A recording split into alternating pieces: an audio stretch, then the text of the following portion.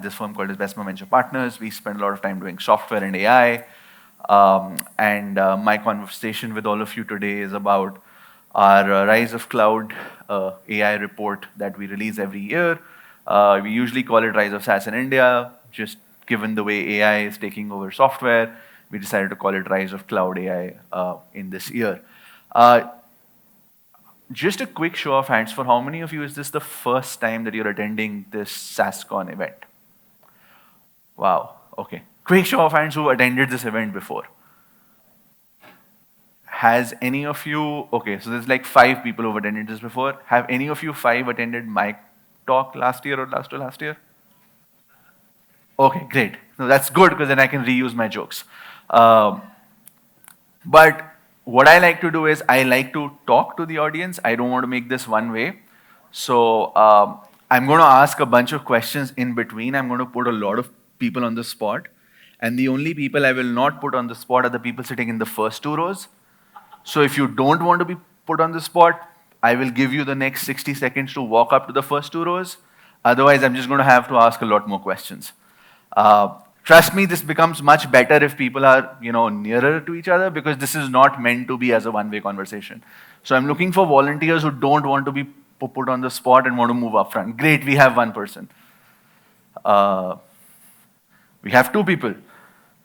Come on, people standing at the back. I'm sure you could use some rest early morning. Anyone else? Great, thanks, ma'am. Thank you. Awesome. Getting people moving in the morning is always a good thing. I really appreciate all of you moved. Thank you so much. I like to do this because, like I said, I like to keep it conversational. As a firm, we track what is called as the EM Cloud Index. Thank you, sir. A lot of people. How many SaaS founders in the room? Okay. How many SaaS founders who've raised a venture funding round in the last 2 years? Yeah, the reason for that may be because this happened to the Cloud Index a couple of years ago. But you all know that the Cloud Index kind of went up and down. We think it's back to where it historically has been. That's one of the things that we track as a firm, where the public market cloud multiples are. But the more important thing for us is that India's software market continues to inflect. We continue to believe that India is likely to be a $50 billion software market in the coming 6 to 8 years. We actually think, so we actually put out this 50 billion number 3 years ago. Despite all the ups and downs that have happened in the software business, we've kind of remained stuck to this number. We feel there is upside here because, especially with the advent of a lot of AI, a lot of software adoption is getting even further accelerated. So we continue to believe that India has a potential to be a 50 billion revenue market for software. And of course, after 0 unicorns getting created in 2023, we had 2 new unicorns getting created in 2024. Perfios, which is one of our portfolio companies, being one of them. And more importantly for us, 3 new companies which got to $100 million of revenue, which is what we call as a centaur status. We think that it's much more important and relevant to track how many companies are getting to $100 million of revenue, because that's what tells us what is the true potential of software. That's when you know that, okay, this business has enough customers who love the product, want to stick with the product. Valuation beyond a point is not in your control as a founder.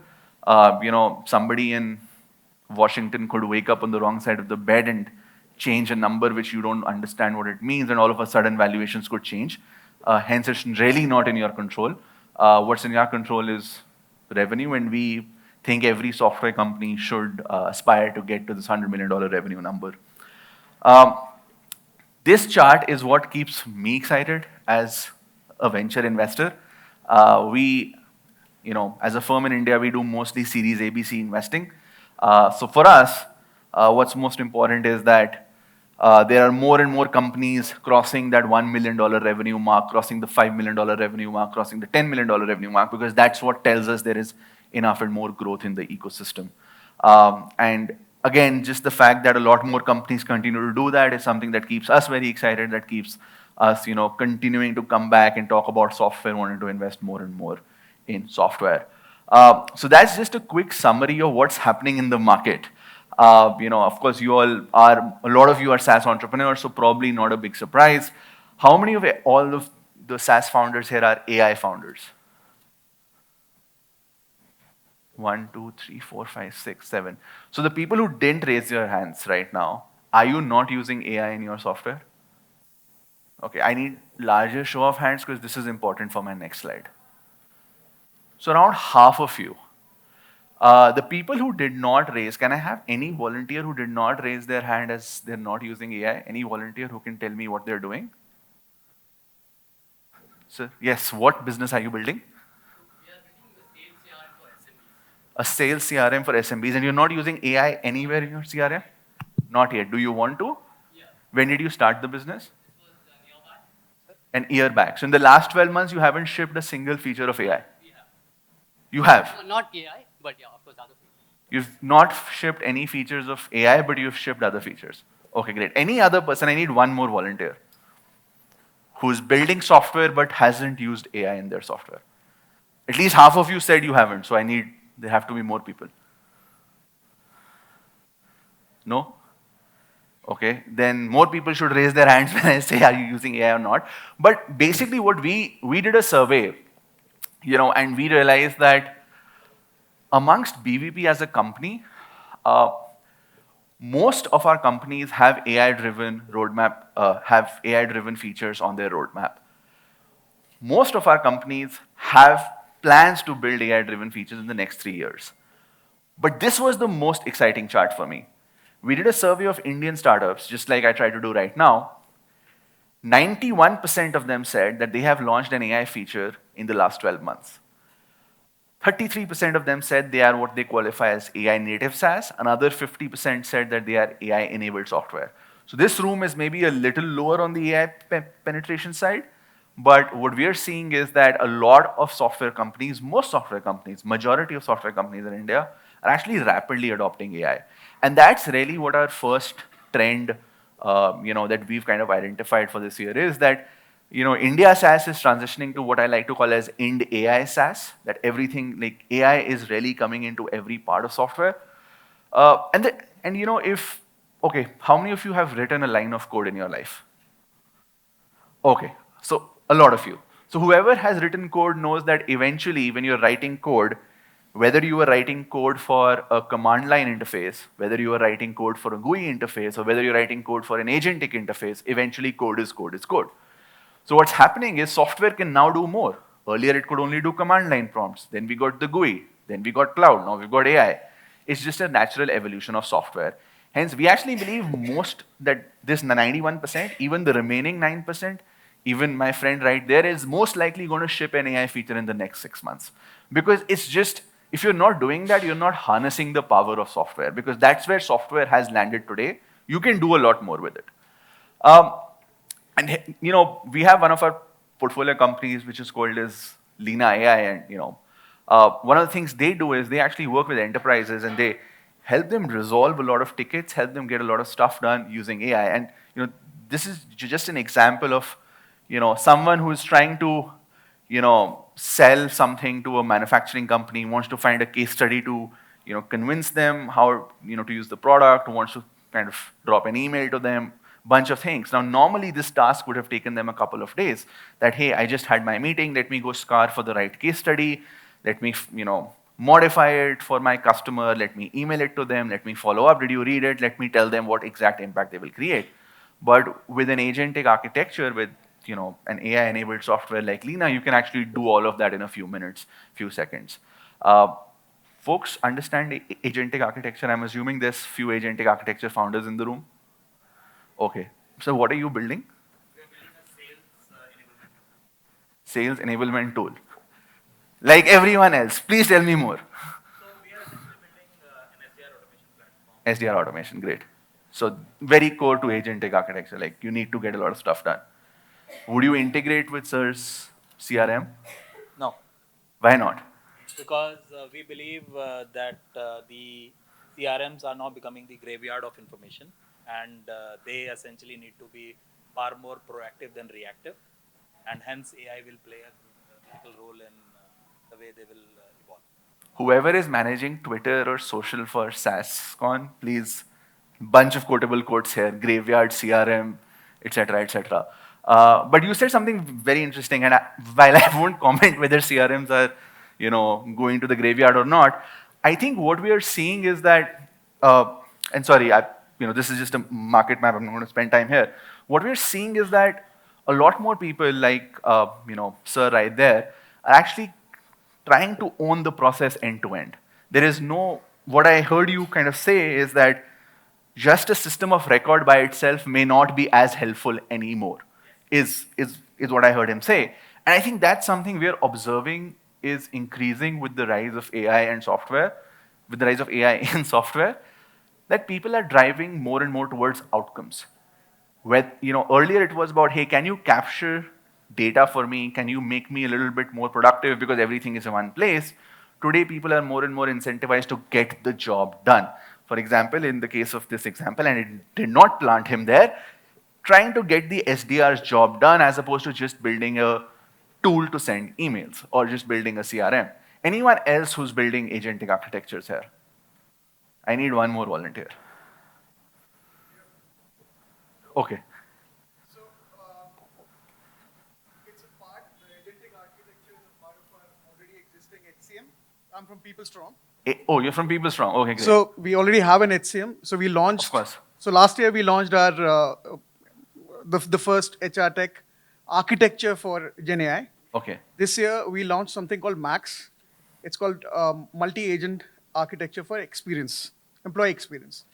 So what we are essentially doing is we're working with the enterprises to segment use cases. So for example, digital onboarding. For example, once the background verification, payrolls, submitting travel expenses. So you're automating those tasks using your agentic architecture? So there are agents which are being deployed. Right. Within that architecture, pulls in data from the main HRIS. Right. Goes on to the individual level, pulls in data, creates a agent. So these agents run based on thousands of employees or whatever. Got it. And Sorry, get can a I task interrupt done. you right there? Sorry. So if I was to loosely translate what you said, historically there is an outsourced payment reimbursement service provider or travel provider who's going to be working with your company to manage expenses, travel bookings, etc. Your software now, with its new agentic capabilities, can automate a lot of that. Is that a fair summary of one Yes. part of your? Yeah. So earlier that was being done. So sorry, by, I will stop you right there. But that's really interesting because that's literally what we are saying is going to be our trend too, which is that services, traditionally all this travel agent outsourced expense management has been a service. Agentic architectures, AI is actually automating a lot of that. And the reason I interrupted you right there is because I wanted to, make sure that the audience understands this, that what we are saying is services, which used to be a taboo word in a software conference, I would be kicked out of stage for mentioning the word services, is actually where we see the next big potential for AI-enabled software. India obviously has been a leader in the global services space, 20% of the market. We believe with the kind of agentic architectures that founders like the two of people we just spoke to are kind of building, you can automate or productize a lot of historical services. Things which have been done as service agencies can now be automated using AI. I want to pick someone else from this side of the room. Anyone who is building and automating a service product here, outside of Sir? Someone right at the back. Yes. Tech interviewers. We help companies clone their interviewers and they run the AI. Amazing. And how were you doing? And so you do the first level of screening or the second level, and then you kind of. Yeah, we do both. So first level of screening and then in-depth code pairing tech interview. And then you send that filtered pipeline to the. And in a historical world, an outsourced talent agency would be doing the first round of interviews. The service provider, got it. Great example. Anyone else? Okay, one more person who has worked in a services company before. You worked in a services company before, sir? Which services company? Okay. What was your gross margin in that business? 80-85% gross margin. Correct, correct. But the gross margin on the actual service that you were delivering. Wow. Maybe we should all do that business. Do we have any other example? Yes. Right.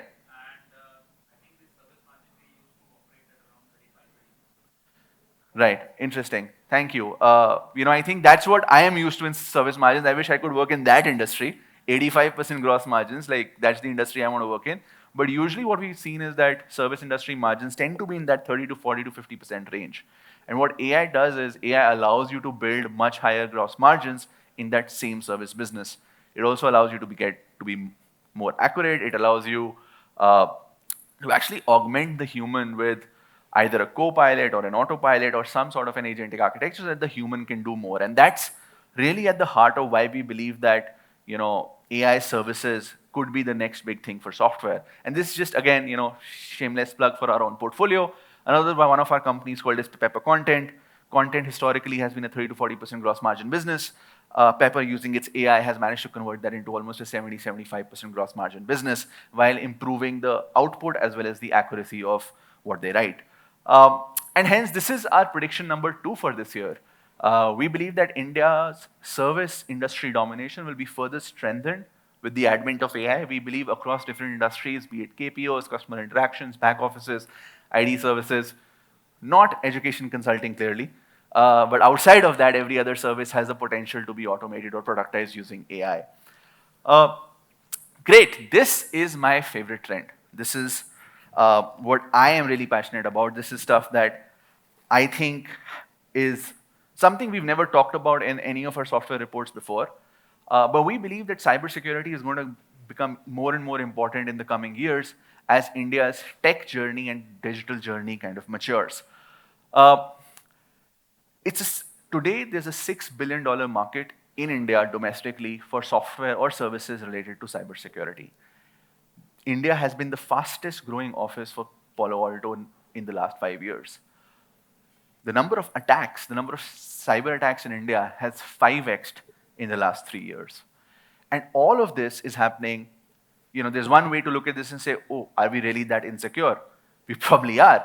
But the reason for that is that when does a cyber attack happen? A cyber attack happens when you have digital assets, digital data that can potentially be attacked. India's digital journey has been growing at an exponential rate for the last 10 years. So it's but natural that at some point we have to build that cybersecurity infrastructure, we have to build those capabilities to be able to protect these new, fresh on the cloud, fresh on the digital chain kind of assets. And that's really behind the rise of this large market. Anyone working in the cybersecurity market here? So my company's name is A-Shield Technologies. So we are into I know what A-Shield does. Yes, great. user authentication. So we take care of both user experience as well as the cybersecurity part of it. So it's a mixture of both. But if in one line, which assets do you try to protect or which attack vectors do you try to protect So from? all sorts of phishing and frauds that generally happen in any industry, across industries. Phishing, frauds, great. So the person right in front of you. Hey, my name is Vignesh.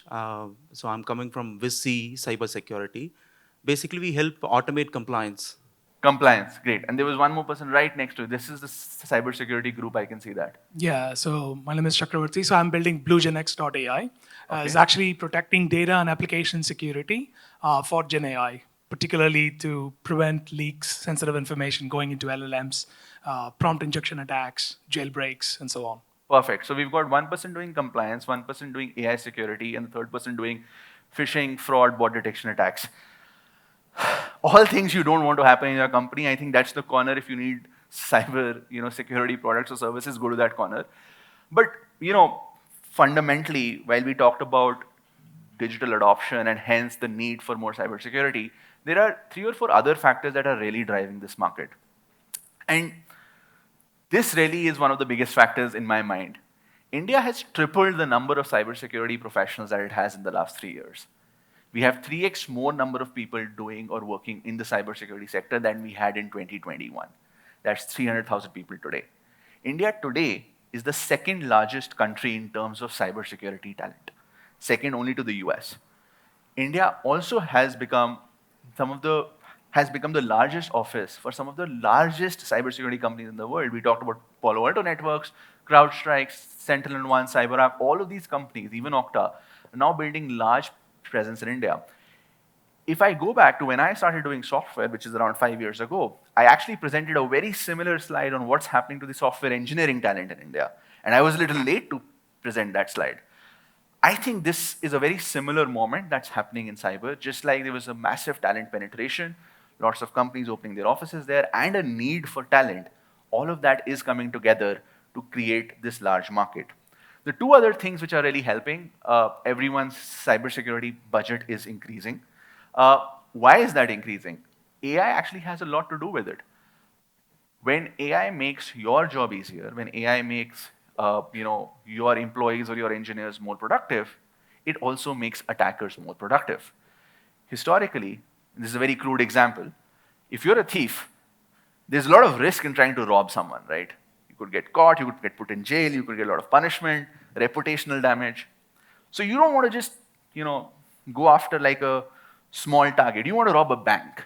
So the reward is worth the risk that you're taking. Now, however, if it became super easy to rob people, let's say nobody's houses had any locks, everyone left their doors open, everyone left their money out in the open, the ability to attack or the ability to steal, and let's say the law became very lax, the ability to steal would become much higher, the cost of stealing would become much lower, and people would try to steal from things which are not banks. Extremely crude example, stealing is a bad thing, we should not steal for any kids in the room. But that's exactly what's happening with AI and cybersecurity. The cost of an attack has come down many-fold.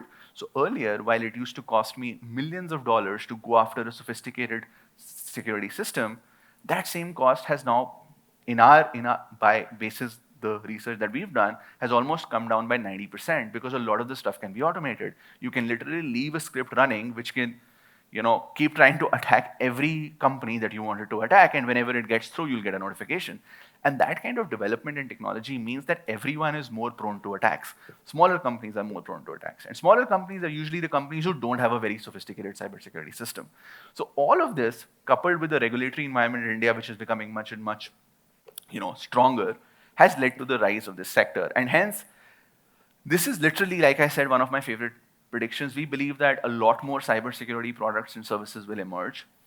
One of them is what we are really excited about, is cyber insurance.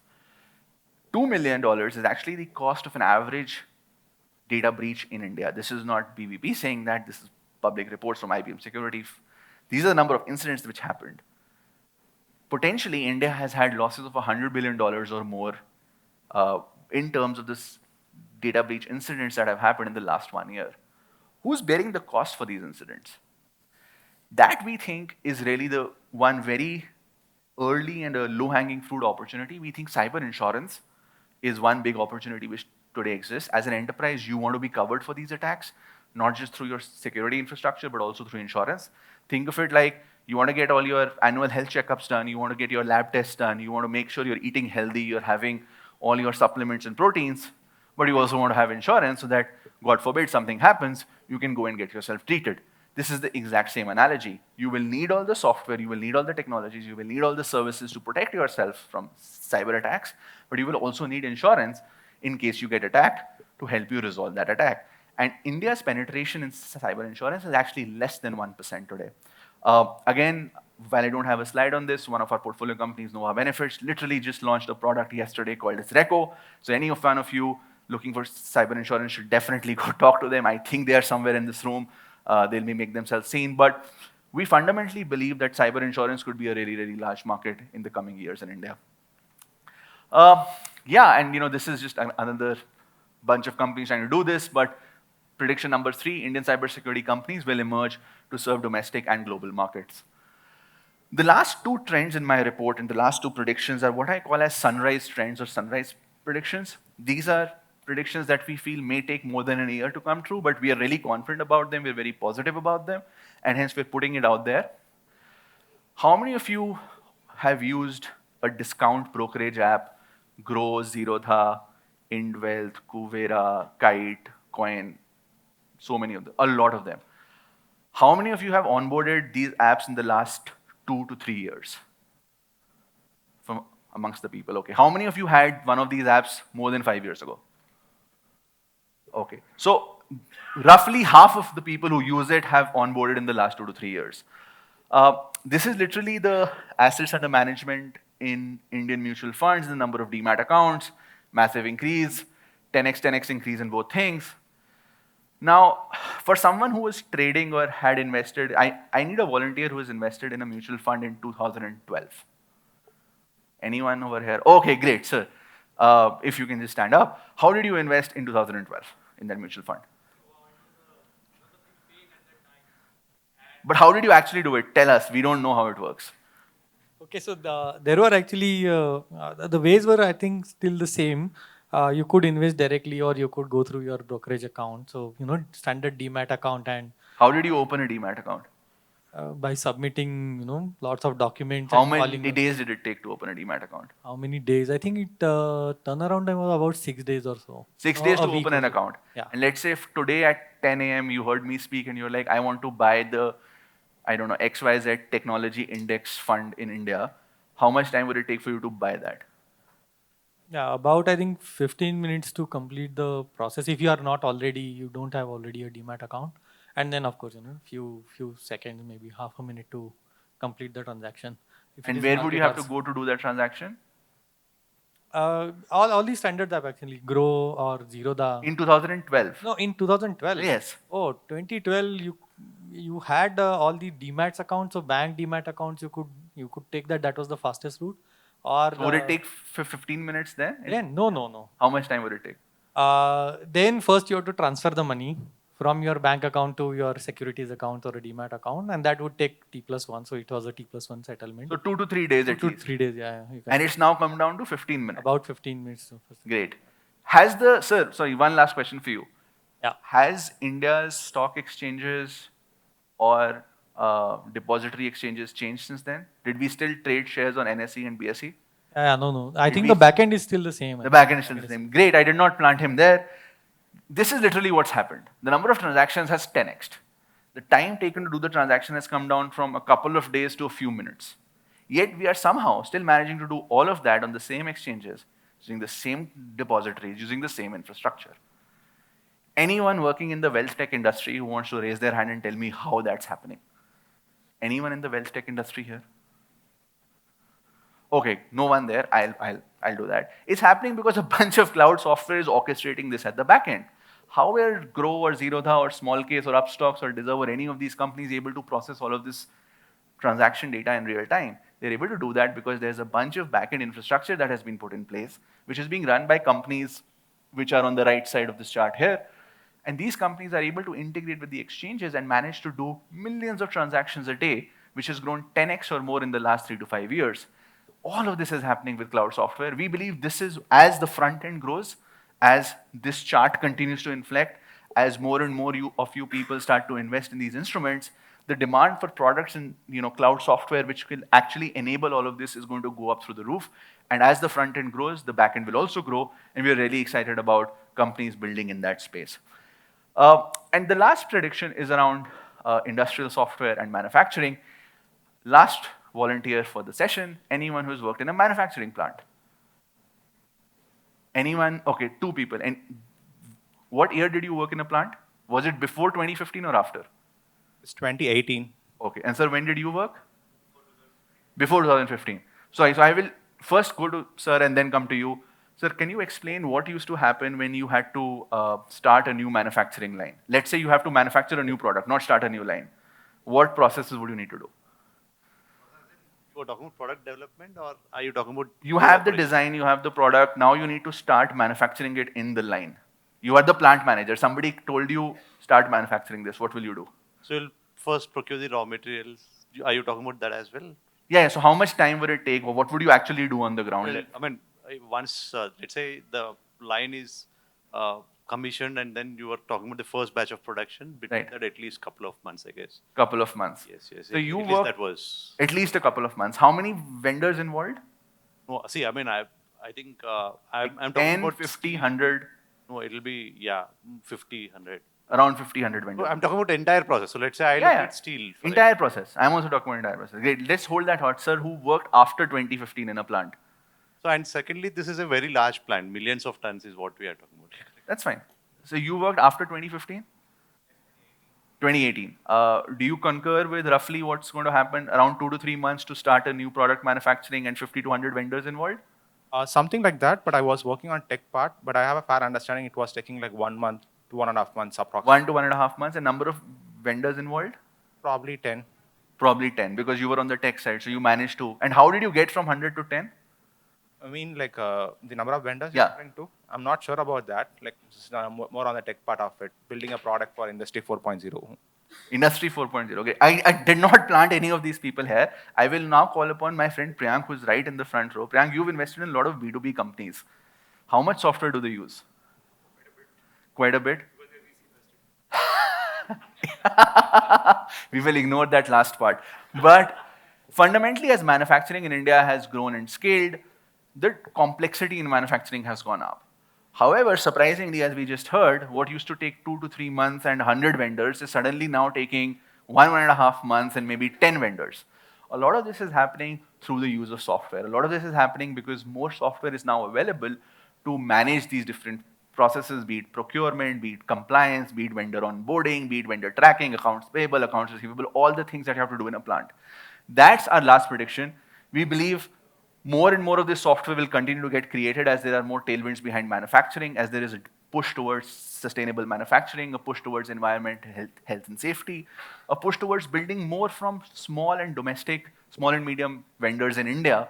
As that push happens, there will be a need for more software to manage the processes, manage the vendors, manage the payments, manage the uptime, manage the compliance, manage the health and safety, all of which is an opportunity for cloud software.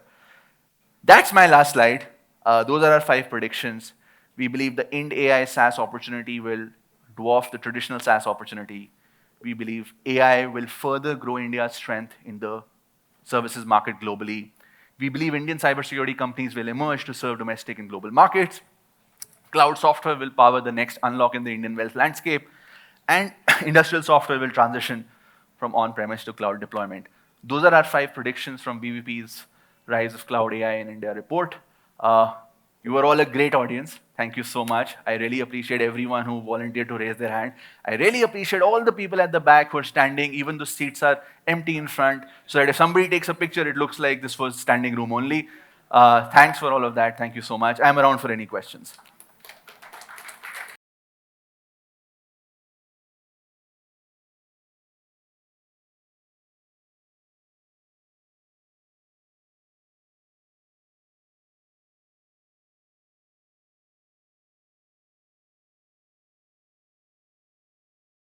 All this chatter around AI, and AI, the big cloud fighting against each other on AI, we wanted to have a session around just to check if India is taking advantage